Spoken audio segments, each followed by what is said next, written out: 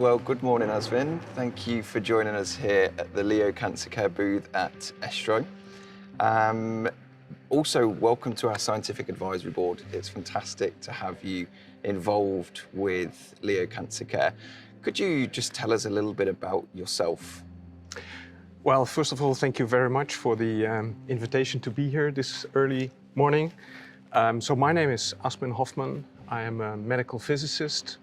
I was trained in the Netherlands as a medical physicist, and in 2015 I moved over to Dresden to OncoRay, the National Center of Radiation Research in Oncology, where I'm currently a professor and the head of the experimental MR-Integrated Proton Therapy group.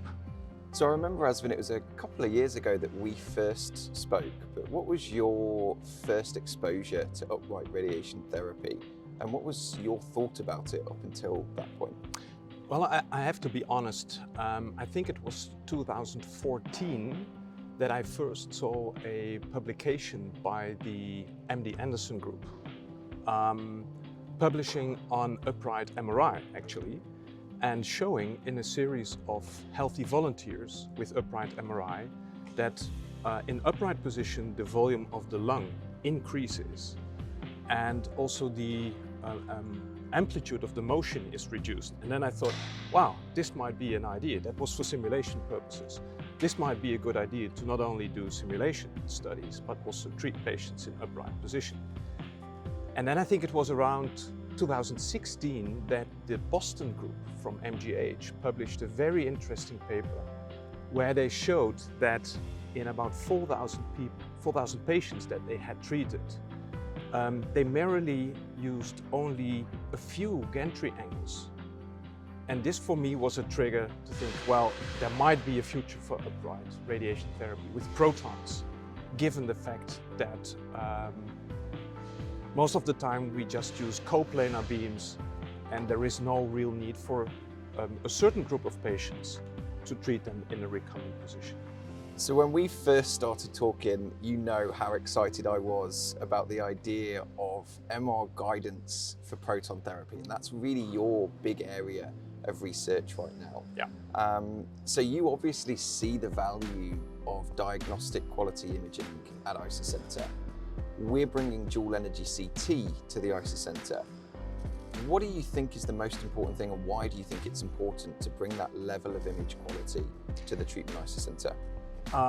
So first of all, I think that image guidance in particle therapy is lagging behind image guidance in X-ray therapy. So to say it in a simple way, in proton therapy, we do not really know where we are shooting at because we cannot see the tumor in real time. This is, of course, especially true for moving tumors. But there is also another problem. And the second problem is that we cannot see what we hit.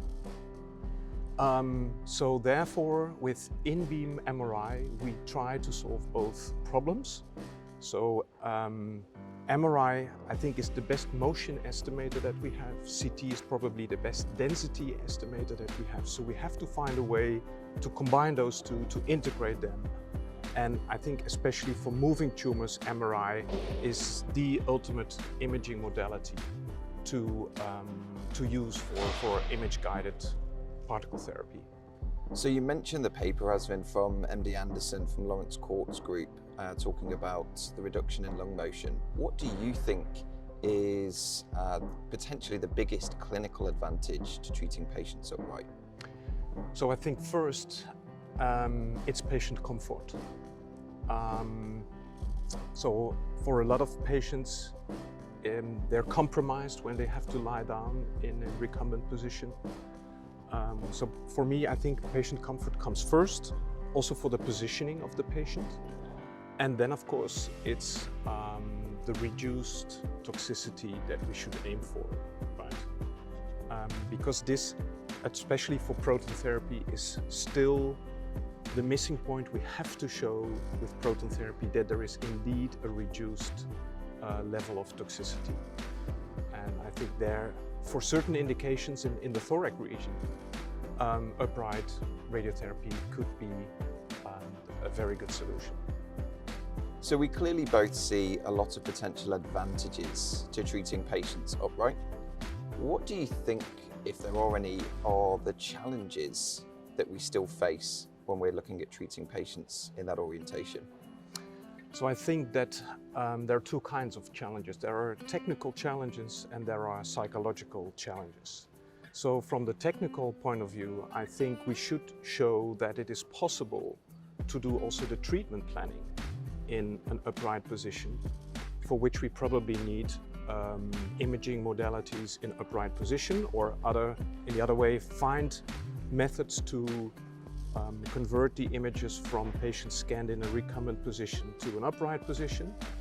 And then I think that's the one technical aspect. Of course, integration of MRI is a second challenge for upright radiotherapy.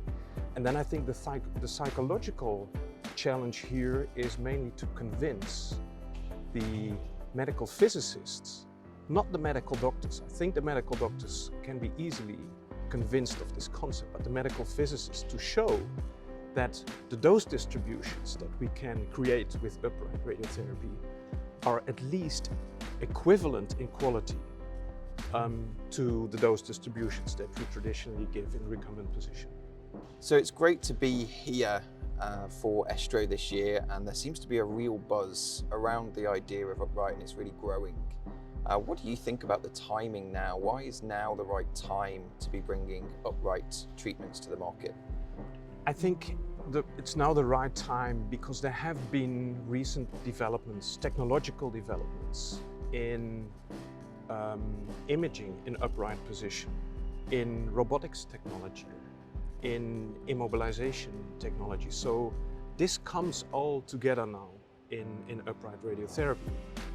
And furthermore, I think there is an increasing level of evidence. For example, the MGH study that I referred to by Susuyan in 2016, showing that there might not be that strong need for gantries in the future.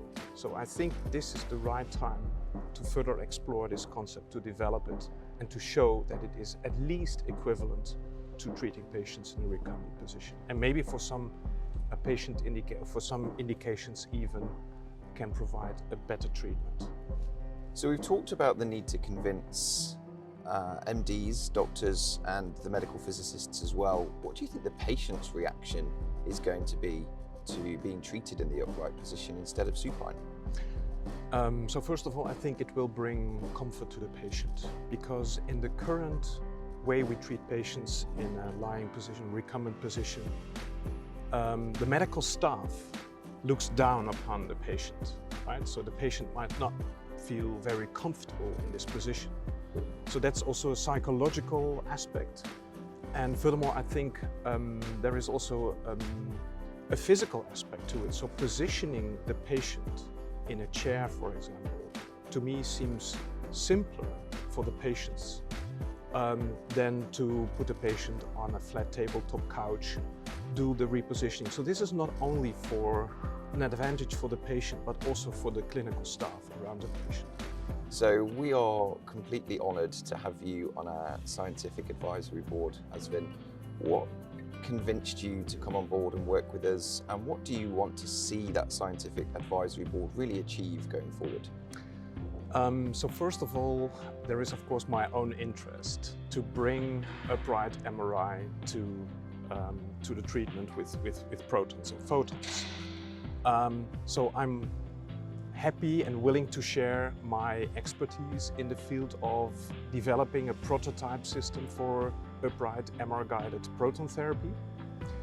And furthermore, of course, it is my job as a member of the Scientific Advisory Committee to review the quality of the scientific decisions, or the decisions based on scientific data. And so I really would like to contribute to that, and also see if there are possibilities to closely work together with the scientific community, and to even think of submitting joint grant proposals to further investigate this concept. Fantastic. Well, Aswin, thank you very much for joining us this morning. Thank you very much for being on our scientific advisory board. We really look forward to working with you going forward. It's my pleasure. Thank you very much. Thank you.